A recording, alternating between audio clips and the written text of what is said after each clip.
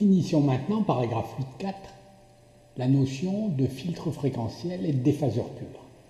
Pour ça, on part d'une cellule aérie du deuxième ordre, mais cette fois, elle va avoir l'équation récurrente générale, c'est-à-dire l'équation Arma, avec tous ses coefficients.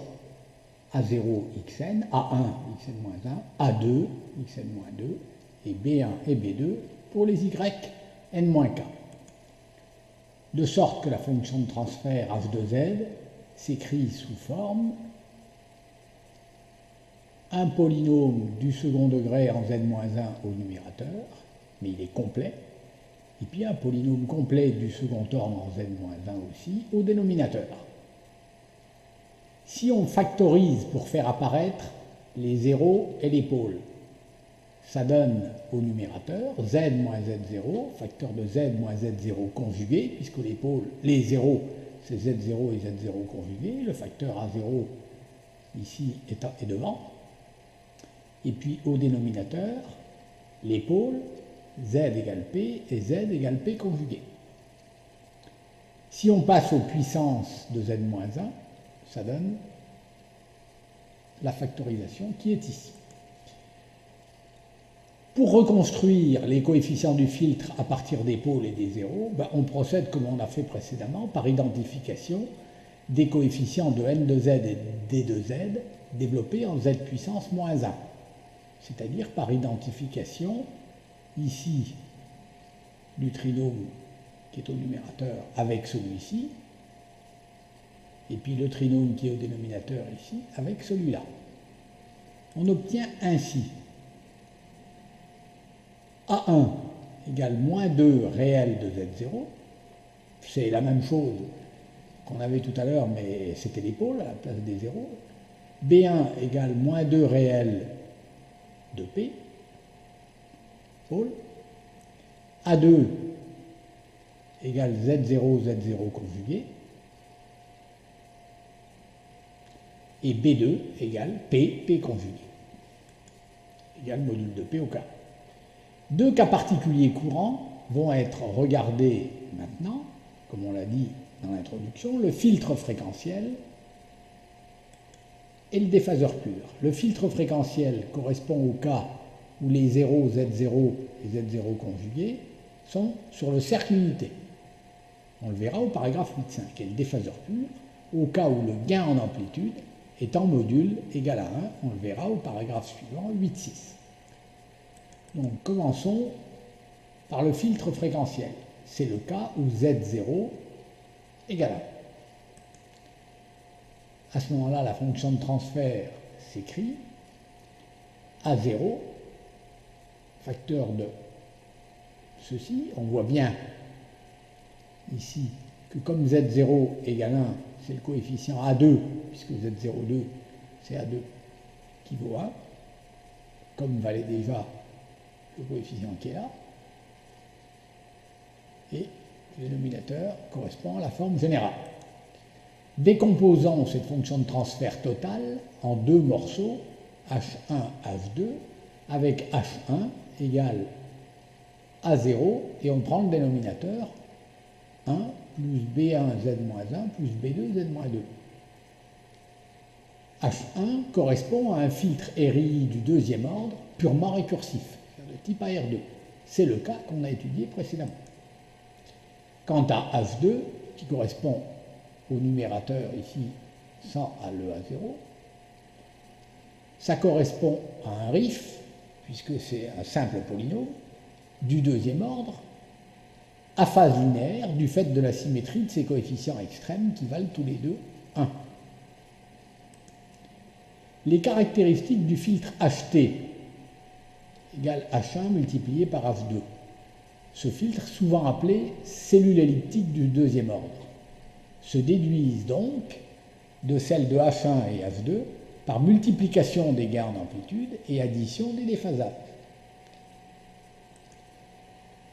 Alors si on reprenait les formules qu'on a vues au paragraphe 8.3 pour la cellule AR2 et 7.4 pour le RIF à phase linéaire, en fonction de leurs coefficients, on pourrait par multiplication des gains en amplitude et addition des déphasages, obtenir le carré de l'amplitude du filtre global, la cellule elliptique, là, expression un petit peu compliquée, et puis le déphasage total, égal à la somme des deux déphasages, ça c'est celui du filtre linéaire, hein, on reconnaît, filtre linéaire d'ordre 2, donc le coefficient de proportionnalité vaut 1 par rapport à oméga, et puis ça, c'est le déphasage de l'autre filtre, celui H1. Alors on va traiter un exemple de filtre elliptique, parce que le cas général, c'est quand même quelque chose qui n'est pas particulièrement simple.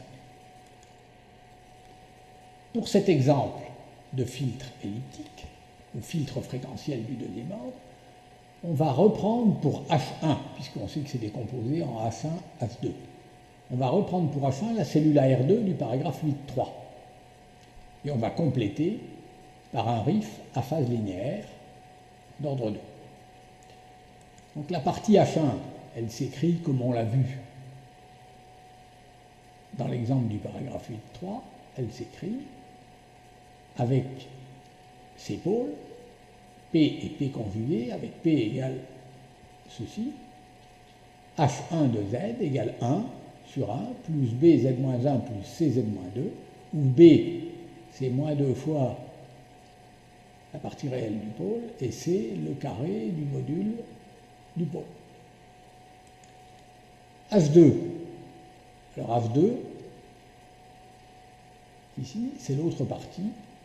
Alors l'autre partie, Z0, c'est-à-dire son 0, hein, c'est un RIF à phase linéaire d'ordre 2, et Z0 égale 0,3325 plus J 0,943, par exemple. Et puis, l'autre 0, c'est Z0 conjugué. À ce moment-là, la fonction de transfert s'écrit 1 plus A1 Z-1 plus Z-2, et A1 égale moins 2 fois la partie réelle de Z0, donc moins 0,665. Évidemment, Z0 modulo carré vaut 1. Ce qui donne la disposition des pôles et des zéros qui est ici. On voit les deux zéros complexes conjugués situés tous les deux sur le cercle unité, et puis on voit les deux pôles de l'exemple du paragraphe 8.3, ici, complexe conjugué, avec ici l'expression de l'un d'eux. Ça donne la fonction de transfert total A0 multipliée par numérateur, dénominateur. A0, ici, on le voit, est un facteur d'échelle. On l'ajustera en faisant en sorte que pour la valeur extrême de f, c'est-à-dire 0,5, puisque f varie entre 0 et 0,5, le module de h de f soit égal à 1. Bon, le calcul est facile, ça fait A0 égale 1 tiers, 0,33. Le tracé de h total, il y a deux façons de le faire. Soit on utilise le petit programme MATLAB général de tout à l'heure, qui permet de tracer n'importe quelle fonction de transfert en numérique, de faire son diagramme des pôles et des zéros d'ailleurs, et puis son gain en fréquence. Soit on le trace en deux parties en faisant H1 puis H2 et en multipliant les deux fonctions de transfert, donc en multipliant les gains, en ajoutant les déphasages. Alors c'est ce qu'on a fait ici. On a tracé d'abord H1. Alors le tracé de H1, je vous renvoie à l'exemple du paragraphe 8.3, puisque c'est là qu'on l'a fait, le tracé. Il avait été fait à l'aide de MATLAB. Il y a ici une résonance pour un peu plus que 0,1, qui vaut 4,3 environ en ordonnée. Ici. Le tracé de H2, pour le RIF ici, on pourrait utiliser MATLAB si on voulait, ou alors on calcule quelques points. Le voilà, le tracé. Et la fonction de transfert total, eh bien, c'est le produit des valeurs pour le gain, le produit des valeurs H1 et H2 pour chaque valeur de f. Donc on peut le tracer point par point. Voilà. Et il tend vers 1 lorsque f tend vers 0,5, ici est égal à 0,5. Il tend vers 1 par construction, puisque c'est comme ça qu'on a choisi à 0. Paragraphe 8.6. Cellulerie du second ordre de type déphaseur pur, qu'on appelle aussi passe-tout. Prenons une fonction de transfert, h indice grand D comme déphaseur de Z, égale n de Z sur D de Z, telle que quand je connais les coefficients du dénominateur, 1, B1 et B2, ici, ceux du numérateur s'en déduisent parce que B2 passe comme coefficient du terme constant, le 1 passe comme coefficient de Z-2, et on garde le même coefficient pour Z-1. Donc on a ici fait une permutation, en quelque sorte, des coefficients extrêmes. C'est ce qu'on appelle la propriété d'avoir des coefficients images. Il est facile de vérifier que ça se traduit par le fait que n de Z égale Z-2 D de Z-1. Propriété, si les coefficients sont images, je dis que le gain en amplitude est constant et égal à 1, et réciproquement. En effet, pour Z égale puissance J oméga, j'ai Z puissance moins 1 qui est pareil que Z conjugué. Donc, à ce moment-là, si n et d sont images, ce qui est le cas ici, je peux calculer module de h de j oméga au carré. En effet, module de h de j oméga au carré, c'est le module du produit h de j oméga, h conjugué de j oméga. H de j oméga, je le remplace par n de z sur d de z, où n de z vaut z-2 d de z-1, divisé par d de z. Et h conjugué de j oméga, je le remplace par h de l'inverse de z, pour z égale j oméga. C'est-à-dire qu'au lieu de z, je vais mettre z-1.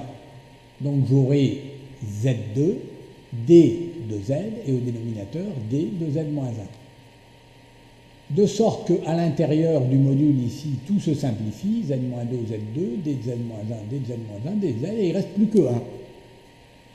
Donc on arrive bien au résultat que le module, le gain en fréquence, est constant et égal à 1, quand les coefficients sont images, et réciproquement. Les pôles et les zéros, quelle propriété?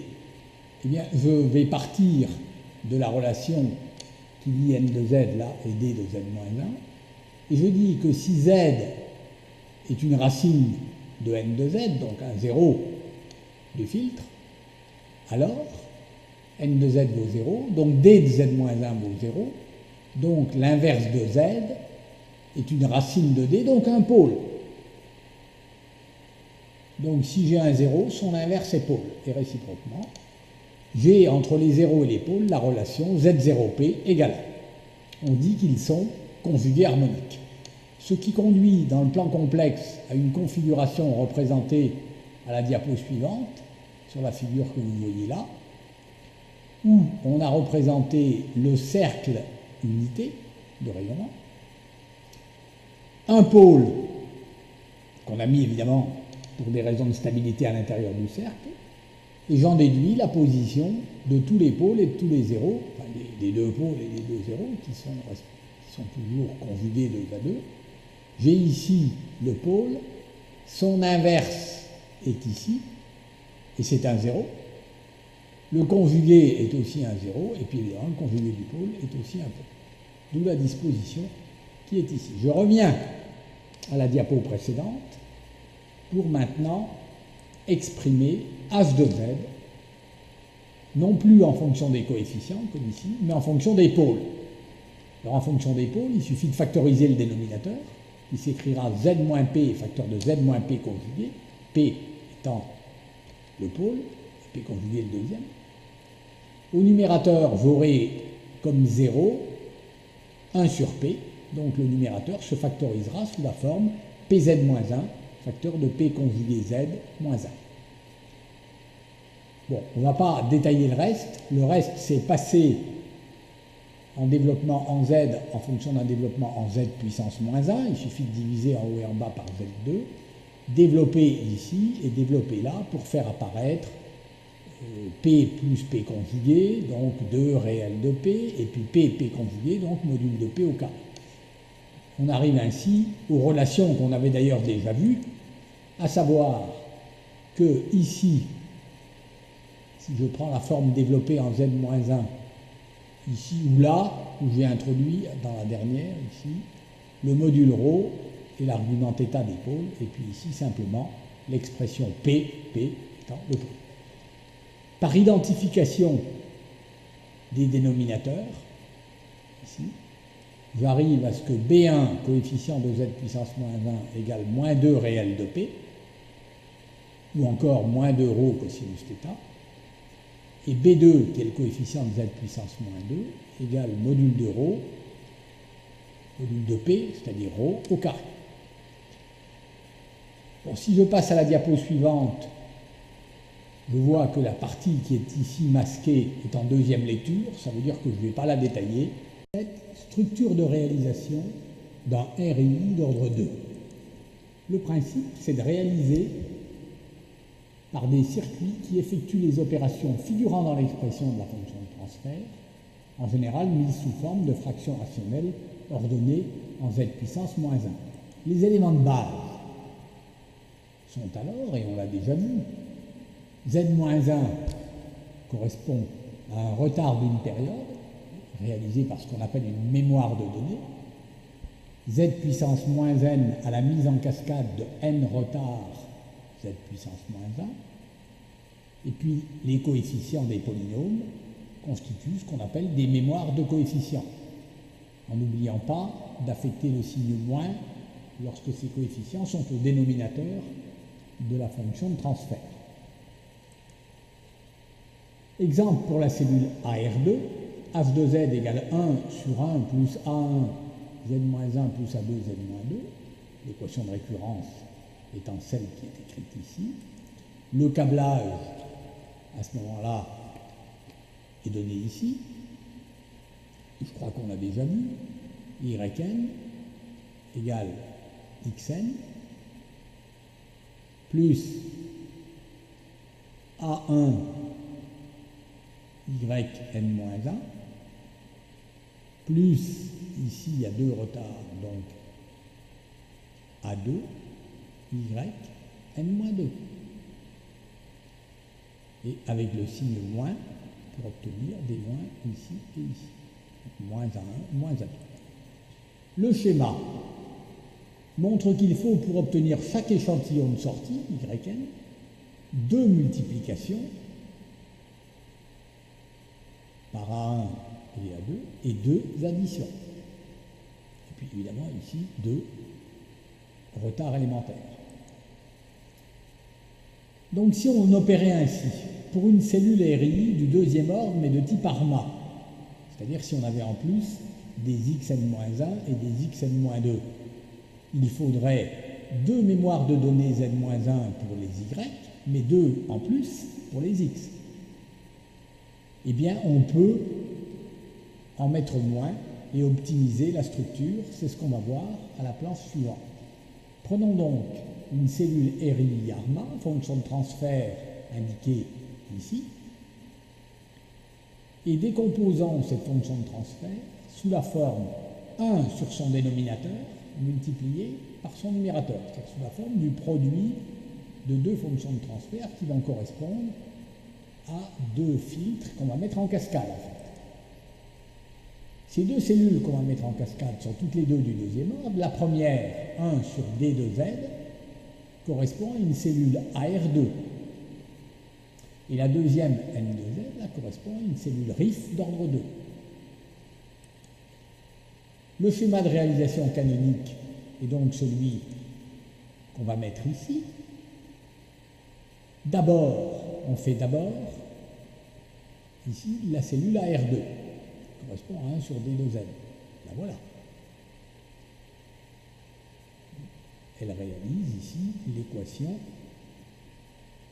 d'une cellule AR2, avec les coefficients du dénominateur, donc affectés du signe moins, moins A1, moins A2, et puis les deux retards nécessaires qui correspondent à Z puissance moins 1 et Z puissance moins 2. Et les variables ici, la variable de sortie, je l'appelle UN, et ici des variables intermédiaires, U1 de N et U2 de N.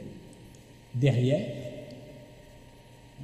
Donc on effectue d'abord les calculs du dénominateur, c'est pour ça qu'on dit que c'est une structure Dn, et derrière ici, on va mettre la structure RIF d'ordre 2, avec ses coefficients B1 et B2, là, et ces deux additions, et utiliser les mêmes cellules Z-1 et Z-1 ici, les mêmes cellules, les utiliser pour faire les retards qui correspondent à Ym. On a mis en commun les mémoires de données Z-1. On peut adopter ce qu'on appelle une représentation d'état,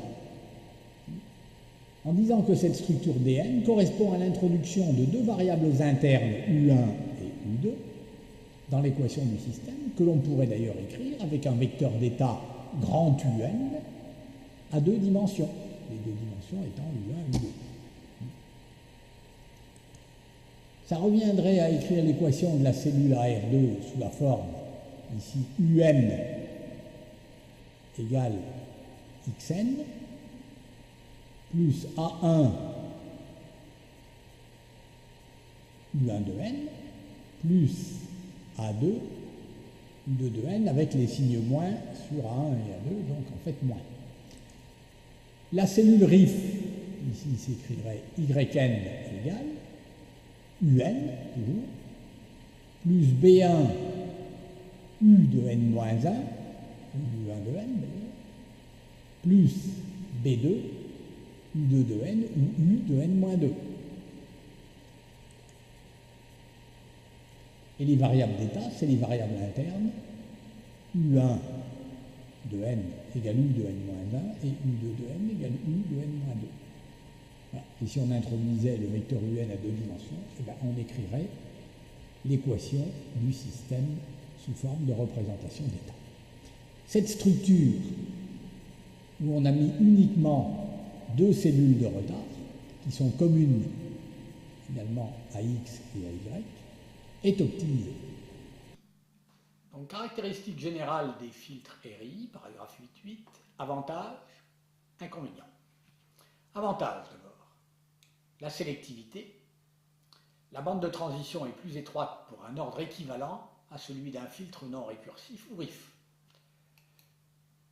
Deuxième avantage, possibilité de réaliser des déphaseurs purs ou passe-tout. Inconvénient, impossibilité d'obtenir avec des filtres RI causaux et stables des fonctions de transfert à déphasage linéaire sur toute la bande de fréquence. La bande de fréquence s'entendant en numérique de 0 à 1,5 en fréquence réduite. Deuxième inconvénient, la stabilité n'est plus inconditionnelle. Ça peut être instable. Et enfin, troisième inconvénient, bruit d'arrondi et volume calculatoire plus important. Et on peut aussi citer le travail sur un horizon infini qui peut induire des problèmes si les données sont perturbées. Et pour finir, paragraphe 9, une comparaison entre les filtres RI et les filtres RIF. Du point de vue d'abord de la fonction de transfert, les filtres RIF ont une fonction de transfert polynomiale. Ils ne possèdent que des zéros. Les filtres RI ont une fonction de transfert en fraction rationnelle et possèdent à la fois des pôles et des zéros. La réponse en fréquence, c'est-à-dire la capacité en fait de réaliser un filtre dont la réponse en fréquence est donnée, c'est-à-dire de synthétiser un filtre avec une réponse en fréquence précise. Eh bien, les méthodes de synthèse s'appliquent à tout type de réponse en fréquence pour les filtres RIF. Alors que pour les filtres RI, les méthodes de synthèse sont plutôt adaptées aux filtres classiques. On le verra au chapitre 9 et 10. Les filtres classiques, c'est les filtres Butterworth, Chebyshev, elliptiques, etc. Du point de vue de la phase, les filtres RIF, phase linéaire possible. Par contre, des phaseurs purs, impossible.